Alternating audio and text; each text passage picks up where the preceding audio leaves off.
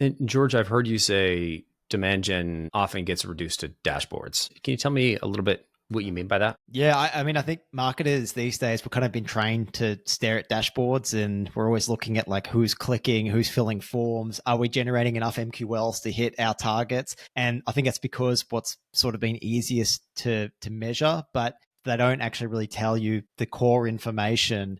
You might say, okay, great, pipeline's up, but meanwhile, you're hearing from sales that these leads are terrible, and it just leads to that huge breakdown in communication. The numbers look really good, but nothing's really closing. And so that's when I kind of saw, all right, marketers were sort of optimizing for our own dashboards, but not what was real in the business and what was real in the market. And that was because of the pressure on marketing to move into that lead generation role. And so we sort of become disconnected from the intel that sales are collecting. We're not really supporting them at the right time.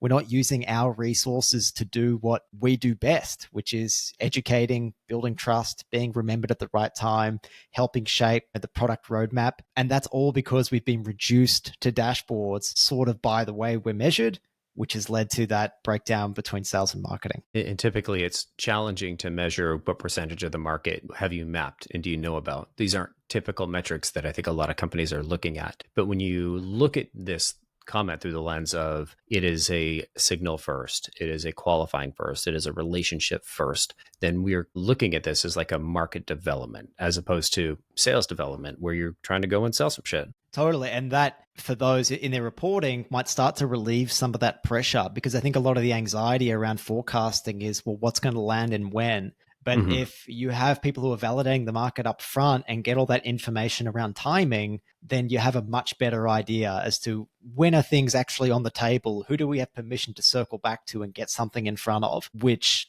I think relieves some of that burden from marketing to let us do our best work.